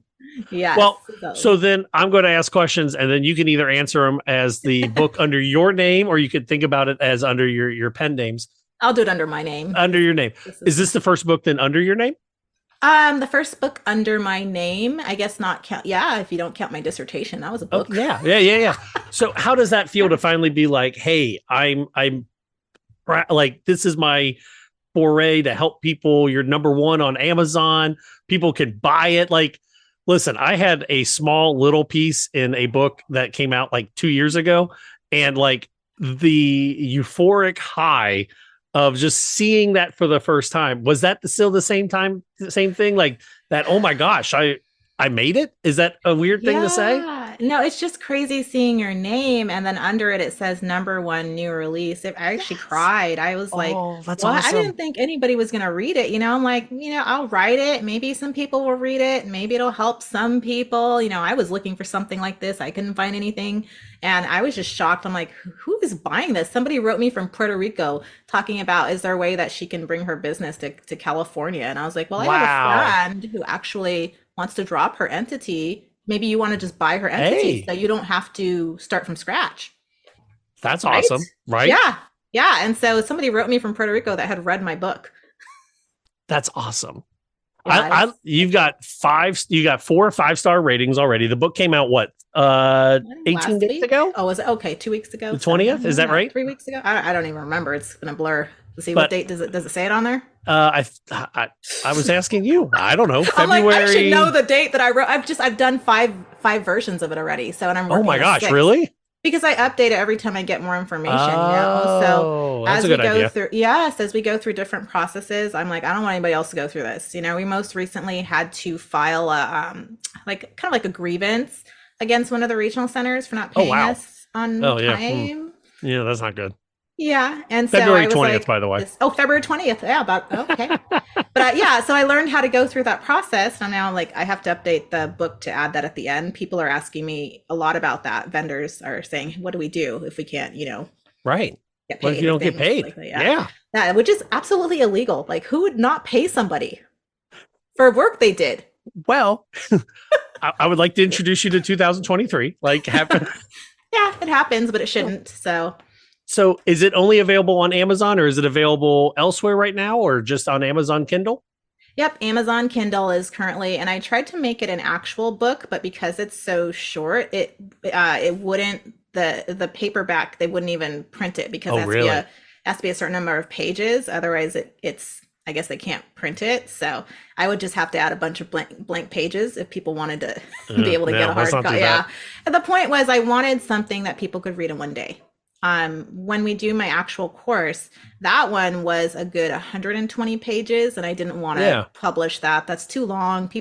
Most people don't love to read. Maybe you and I, but a lot of people don't love to read. Yeah, I love to read, but a lot of people I find they just want something quick. So this is quick. This is quick. I've read it, like I said, since you sent it to me last week. I've read it 3 times already. It's made me think, oh my gosh, maybe I can actually do this. It's SLP Empire, The Door. Yeah, you could do it, and you could still keep your job. I don't want to work with the little kids, but I want to have to do it. Hire a slipper.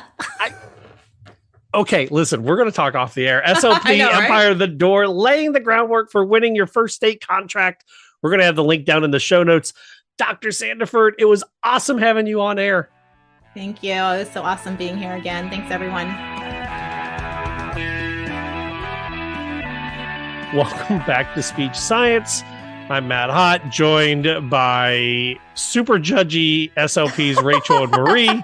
That's us. Because evidently in Ohio, so before the break, before the wonderful Dr. Givonna Sandiford and her website, Some Like It Taught, evidently my Ohio made the website Some Like It Taught, TAUGHT.com, sound like I was saying tots, TOT, like the food, or what you would call toddlers, I guess.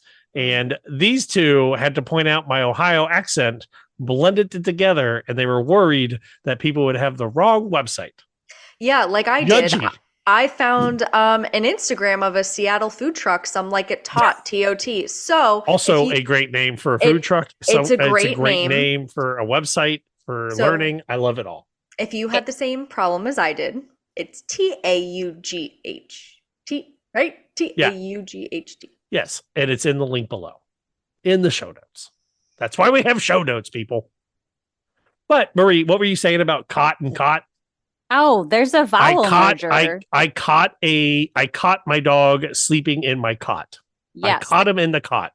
It's called the cot vowel merger, and it occurred apparently. It's happening in Ohio, but not in Wisconsin or Florida. So I'm not an expert in linguistics, but I know enough about the vowel merger. So how do you say? Okay, how do you spell the thing? How do you say the thing you sleep on? Cot. Cot. How do you say that? Like if you were to visual, the other thing. Caught. I caught the person in a cot. They're both yes, caught. Exactly. Thank you. So in phonetics class, way back in the year of 14 years ago, I took my phonetics class up in Kent State, up on the northeast side of Ohio. And they have a lot of Cleveland A's, like up there. And evidently I say umbrella wrong. And I was screwing up all my phonetics partners because I would be like, umbrella. How do I even say it? Umbrella instead of umbrella. I would put the accent. Just the emphasis, yeah. Yeah. And then that cot, hot, all those things. My Southwest Ohio-ness, my hillbilly-ness was screwing up my phonetics partners because they couldn't transcribe what I was doing because they were trying to say it in their heads, which was different than the way I was saying it. You said one word at the beginning of this podcast, and I think it might have been leg. Leg. And I was like, what is he saying? It's my accent coming out. I know, y'all. it is. It is. I haven't Why talked to are a you guys single so judgy? Oh, not at all. I love linguistics and I loved my phonetic class, but I haven't talked to a single SLP who doesn't have something to complain about with their phonetics class because of the fact that you've got people from different parts of the world or different parts of the country that try to come together. And then basically the way that your professor is teaching it is the way. And if that's not your accent, too bad. You got to figure it out. So that's a rough one. Yep. But I loved it. Judging nerds on this podcast. That's us. Why can't you all just talk like I do and blend everything together into one neutral vowel sound? Listen, I get made fun of all the time from my East Coast friends for saying water. Wait, what? Water. Water? Water. Have you ever heard somebody from Jersey say water? Isn't it? Water. Water. They will. My friends roasted me when I used to be in National NISLA, and it was students from all over the country. We'd come together and just laugh at and with each other about how we just sounded a little bit different, and but it was really cool you come out of your bubble and you go, oh, not everyone sounds the way I do, right? It's obvious, but you get in your own little bubble. I love accents. I love hearing other people's accents. Marie, you're not on TikTok, right? Well, now everyone knows. I'm not on TikTok. Okay, well, I'm sorry. I'll take that out. I just meant but I know Rachel's on TikTok. Yes. Yes. And I'm the Ohio SLP that keeps heartening all your TikTok stuff. I know. My biggest fan. I'm your biggest fan. Wait. Can I ask, when on TikTok, are we talking about a producer of content or a consumer of content? Consumer. Okay. Yeah, like you would say, oh, I'm on Book Talk. I'm on Star Wars Talk, something. So it's just the topic that you're in. And it's not like other apps that you have to go and search for it. It's just one feed. That's just the more something randomly comes up, you like it, more stuff will show up. So, well, I brought that up because I am on Accent TikTok. And right now they're diving in on how, and I'm going to mess it up, but the Southern coastal accent is the closest to the original American accent. Yeah. And they talk about how they blend into different areas of the Southern accent. And they actually talk, that's why British actors can do Southern accents so convincingly. I am pretty sure that I know the exact video that you're talking about. Where she talks about her different thing. Yeah. She just goes right into, and then you speak a little slower and it turns into a Southern drawl. It's so interesting. I love that kind of stuff. See, this is what anyone who judges those of us that use TikTok. You know what I hate about TikTok? This is not a TikTok podcast. Is that the videos are the perfect attention span length that you're like, ooh, that was interesting. What's next? Oh my God, where did 3 hours go? That is my problem. Yep. Me too. Well, sorry, Marie. I just want to say I'm the worst kind of TikTok user because I say I'm not on TikTok, but I'm on TikTok by way of Instagram. Of course. All my Instagram reels are coming from TikTok. Yep. And I just haven't made the switch yet, but I bet, ask me again in 6 months. So Instagram is like TikTok 6 months ago. Oh, ooh. Yeah. So that's not hip. You're like, you're the middle school. Oh, Instagram is the middle school and TikTok is the high school on trends. No, I honestly put a block on That's my a phone. throwback. So I can't access it during the day because it is such a time eraser. So it's a good thing you don't have it. Try to push it off as long as you can. Okay. Noted. A lot. Speaking of time wasters, let's talk about grad school and undergrad. Oh my gosh, that was an inflammatory statement, Matt. YouGov.com ranked, according to a recent YouGov poll, asked Americans to evaluate 40 college majors on 3 dimensions: earnings potential, personal interest, and well-roundedness. Factors consider, they use this to help to inform for factors to consider when choosing a major.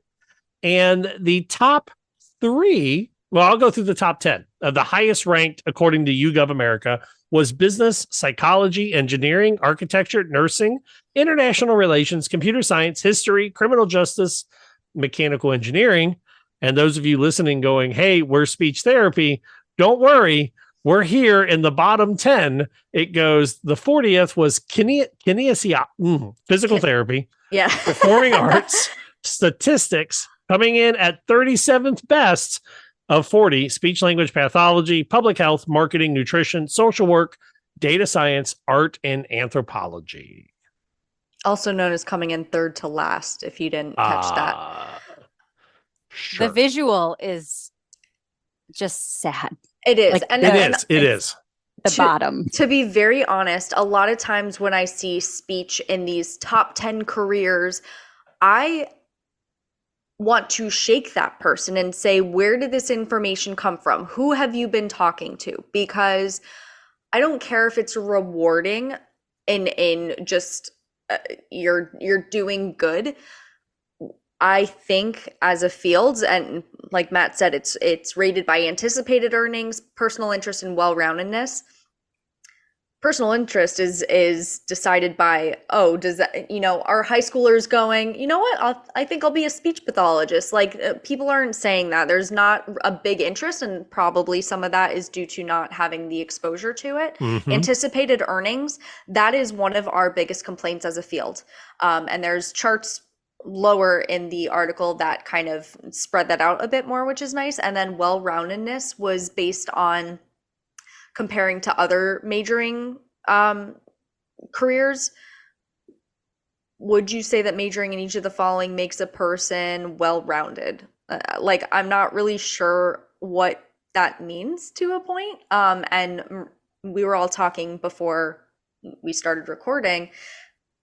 I would love to see like a 10-point scale of a lot of these that have to do with like, do you regret your decision? Like, was the education, the amount of education that's needed to go through with this career paid back, or, something like that rating scale? Because I feel like this is pretty fair to have speech at number 37 out of 40. There's obviously jobs that are left out of this, like OT was not put in here.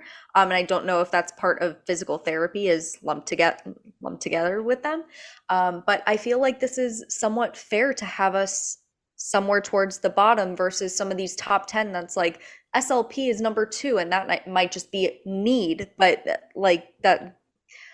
I am very overly critical of speech language pathology as a career, and that's partly because I think knowing what I know today, I would not choose it again. Wow. Sorry. Those are important words. Funny you say that. Which subjects do Americans say they would consider majoring in if they were pursuing a college degree? Number 1 with a bullet, computer science, running away with it. The bottom of the pile, speech language pathology. We definitely have more work to do, because the one chart that stands out among the rest to me is which subjects do American men and women say they would consider majoring in if they were pursuing a college degree. And we've got a 3 to 10 for men and women for speech pathology, which is the smallest male to female ratio of all of the majors. Somewhat indicative of our profession in general, that was it 97% female? Mm-hmm. So I recently heard that is called a pink collar job, which I think I had heard that before, that like these heavily female dominated professions, and if you put all of those professions into a category, they are statistically paid much lower, less benefits, all these other things. So it's really interesting concept. It says each respondent was asked about a random sample of 15 of the 40 majors listed. So there were 747, give or take, participants for each major. Oh, wow. That was questioned. Yeah. Pulling up the college major interest for speech language pathology, it was split 355 male, 392 female, relatively evenly split between 4 different age groups. However, 551 respondents were white, while Black, Hispanic, and other were 84, 67, and 45 total. So it is kind of a skewed poll, but it is kind of interesting that we are viewed that poorly. Yeah, it honestly, a lot of this seems off. Like, it's to get me to believe that mathematics is more well-rounded than speech pathology when we don't even know what well-rounded means. It's such a hyper-focused area that it almost doesn't make sense logically. I would need to know more. I don't like the definition that they have here of well-rounded. Like, I would love if they replaced that with something else, and maybe that also contributed to confusion on the participants. They're like, what does that mean? So I think that there definitely could be research to improve upon this. I think, like I said, I think speech is portrayed pretty fairly compared to some of the things that a lot of these top 10 lists. Here's an interesting thing. So the survey also breaks down. So we're talking about well-rounded. It says compared to about a random sampling of 15 other majors. If in the 2020 election, if you voted for Biden, you were more likely to say that it was more well-rounded. And if you voted for Trump, you were to say it was less well-rounded. What was more or less well-rounded? Speech therapy, speech language pathology. Oh, that's as compared. That's interesting. Yeah. So Biden supporters stated it was more well-rounded 33% of the time. Trump supporters said it was 16% more well-rounded. They were both even at 52 and 51% as saying they were about as well-rounded as other majors. And Biden supporters said speech language pathology was less well-rounded 5% of the time. And Trump supporters said it was less well-rounded 17% of the time. It's very interesting. It's kind of a cool little survey. Well, it seems consistent with what I see on Reddit a lot. Yeah. There seems to be a lot of people, obviously that's a biased sample, of course, but there's a lot of similar, it reflects similarly. Why do we have this image? Is it the burnout? I'm surprised we even have a image. I think my first shock was that we were even included, if I'm being honest, because that's true. Usually included either like grossly overrepresented on some kind of like top 5 of all time careers. Yeah, like Rachel said, or completely left out entirely. So I'm having a hard time buying that. It's like I almost can't get past that. That anyone knows enough about what we do to be able to comment on it like that. I wonder if they just took a list of, all of these majors that people end up graduating with, and then they had people rank them in a certain way. I don't know. I feel like in many of these graphs, we are ranked very closely with education in a lot of them. So I don't think it's too far off, because I think we are lumped in with them a lot of times and somewhat left out of the medical side, that they're like the medical side doesn't think we're one of them a lot of times. The education side is like, no, you guys aren't education. I think there's a lot of trouble in our field. Here's the questions that they were presented with. The first question was, how interesting. So rate this on a 4-point scale. Very interesting, somewhat interesting, not interesting, or not sure. And the question was, how interesting would you personally find to major in each of the following? And they were given 15. Then it said, your 4 choices are above average earnings, about average earnings, below average earnings, or not sure. And it says, compared to majoring in other college subjects, would you say that majoring in each of the following leads to above, about the same, or below? The third question was, compared to majoring in other college subjects, would you say that majoring in each of the following makes a person more well-rounded, about as well-rounded, less well-rounded, or not sure? And then the fourth question was, if you're pursuing a degree Would you consider it? Yes or no? And then how satisfied or dissatisfied are you with your current choice of college major? And I'm going to be honest. I don't think this information is valuable. I don't want to not to like discredit the author. Well, we just spent 10 minutes talking about it. This information is they're basically saying they gave people a list of majors and they just said, what do you think about all these majors that you don't know anything about? But I would counter, we've got an image problem. Like you guys had just said that. Do you guys remember the show Speechless on ABC? Kind of. No. A nonverbal kid needed an EA to be his voice while he pointed to letters on the tabletop and they spoke for him. You know how many speech therapists were in the show? None. For an AAC user. So maybe it's less about an image problem and more about representation in general, because the representation we're getting is so little that you can only base your impression of speech pathology off of these like vignettes of potentially misleading or incorrect practice. There's an SLP on Love is Blind. I heard. I know. There was one on another show recently too. Maybe my chances of making it on one of these dating shows will increase as a speech pathologist. I'm not trying to judge our field or anything about this, but I just did a quick Google search that said and it brought me to an IMDb article. Most popular movies and TV shows tagged with the keyword speech therapist. Number 1, The King's Speech. Okay, makes sense. Won a bunch of awards. I get that. Now tell me when you've heard of any of these movies. My Left Foot, the Diving Bell and the Butterfly, Regarding Henry. Yes. Okay. From 1991. Yes. Crime. Music Within. Abuse of Weakness. A Man in a Hurry. Sound and Fury. Yes. Crazy Mood. Okay. Sound and Fury was like an Oscar winner 3 years ago. Something like that. In 2000. Rachel, in 2000. Oh, Sound and Fury. Sorry, I was thinking the Sound of Metal, whatever. Sound and Fury, but I've seen that one also. Crazy Moon, Baxter, Do I Sound Gay, A Father for Brittany, Autism the Musical, Cottonwood, Wretches, Night Owl, Polsky, Lekellas de Moot, Das Moats, and How Now Boing Boing. No, just 2 of those. Top 20 films with speech therapy.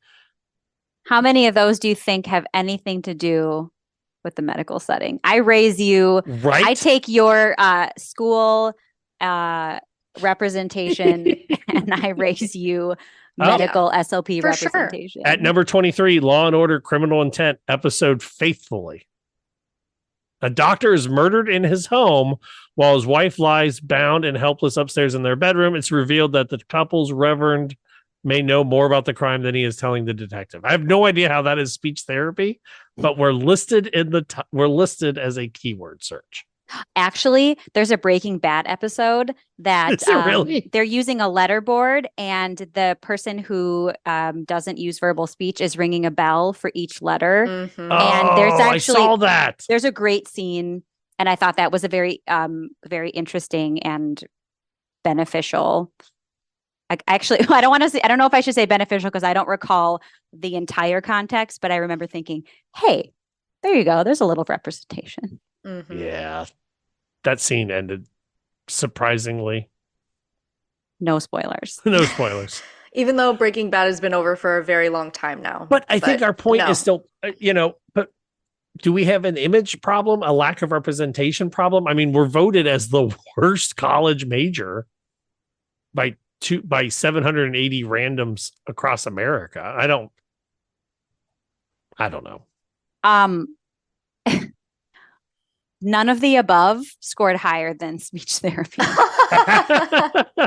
For which, if you were to pursue a subject, which would you pursue? Nothing. No, nothing. I'd rather pursue nothing. Well, If you would rather pursue nothing, let us know. speechsciencepodcast@gmail.com. You know what? Actually, we should run a poll of how many people are actually happy. Oh, can we do that in Discord? Can we do a poll? We can do that in anything? Discord. Or, I mean, I can do it on Instagram. I can post that. I can do Let's do it on Instagram, Twitter, and Facebook. We'll see what happens. We have a Twitter? No. We have a Twitter. Do we have a TikTok? Podcast. We Are we do on not have a TikTok? TikTok. No. I don't need another reason to be on there. Don't make me. Yeah, that's true. All right, y'all. I'm excited because I will lead this off because now our show is ending and our music is playing. This weekend is the All-Star tournament that I run for high school bowling. So Yay. I'm excited for that. That means the fun. season is officially over after Sunday. Woo. Was Was it a good season? So the hard part is that when we just had our banquet on Monday, and I told my kids this, that, and also they found out that I have a podcast, so they may be listening. What up, guys? If they've made it this far and they've now decided not to become speech therapists. I told my guys at the banquet that when you graduate an entire team the previous year, you have no idea if you're going to love or hate the time with these guys. And I learned pretty quickly into the season that these guys have a magnetizing personality. So it made kind of coming to practice and learning how to become a team a whole lot nicer because they were willing to listen. And it was fun. And we finished at 500. So Sounds like a good season. it wasn't okay. I'll take it. Good for Unless you. they're not listening, then it was terrible. But if they're listening, I'll take it. Oh, Matt. What about y'all? What do you? I'm changing the question this week. What are y'all looking forward to? In general, period. Answer it as you want to. Well, like Therapy, I said, non-therapy, movies. Oh, I won the lottery this week too. I forgot to mention that in the you beginning. won the lottery. I won What are you $5. doing here? I won $5. I mean, that's a return on investment. Yeah. That's impressive. I got the tickets as a gift and I won $5. So Awesome. Will you turn it in? Will you redeem it though? Is my question. For more lottery tickets? Yes. I see. That's I never redeem my winnings when they're 5 or Ooh. under. I just sit on them. I never redeem them. Well, one's for $3 and one's for $2. So, yeah. I think my time is more valuable sometimes than doing whatever it takes to get $5. I just can't be bothered. That's Which sounds very privileged, but it's actually just procrastinating. And that's truly what it is. Speaking of procrastination, sorry, I'm taking up all of your guys' time. Guess what coffee thing I've started doing?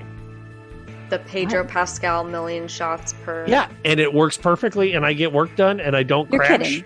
6 shots of espresso over ice in a large venti cup. You're making that up. Didn't No. we talk like a year ago about you were taking some pre-workout that was like, Oh, yeah. you were like overdosing on it? Maybe you should like. Your baseline, Matt, is not a typical listener baseline. We should not Guess be what? I'm getting done. promoting this. Medicaid billing the day it's due. Oh. It's not procrastination because I have so much energy that time slows down during the day. Wow. I think you're hallucinating is what's happening. All right, you guys, what are you looking forward to? I'm looking to more coffee tomorrow morning. So whenever this episode airs, my brother's getting married April 15th, and I am officiating it. So that is the next thing that's on my list that I'm super excited for. And, That's awesome. So are you a reverend? Can we call you reverend? I am. I'm Reverend Wow. Rachel. Oh, it's alliterative. I love that. I know. Well, when I come back from the wedding, I'll let you know like what my speech is because I've got some more alliteration in there to razzle dazzle ya. Rachel Archambault, ETSD SLP LLC. Innovate for. Oh my Asha Innovator. What about you, Miss Marie? What are you looking forward to? Making it through tomorrow. Oh, love that. Not to be dramatic, but it's been very busy, and I'm looking forward to succeeding another day in private practice. I'm with you. This week has been so long. I don't understand it. I agree. It's only Wednesday. I know. On Monday, I was like, oh boy. This was Oh, my boy. first week back from spring break, and Monday was the Mondayest Monday I've ever had. Yup. That's the worst. Our intro music is Please Listen Carefully by Jazar, licensed under an attribution and share alike license. Our bump music is County Fair Rock, copyright at John Deku. Find all his music at soundcloud.com/dirtdogmusic. And the closing music, Slow Burn by Kevin MacLeod, licensed under a Creative Commons and attribution license. In the T Public store, you can get your Be a Willow shirt with all the different speech therapy vocabulary building up the willow tree. And in the immortal words of Janice Wright, always be a willow. The oak looks strong, but during a storm, the oak will crack, the willow will bend. For fellow willows, Rachel and Marie, and the missing Michael and Michelle, I'm Matt. Until next time, so long, everybody. Bye. I will not crack.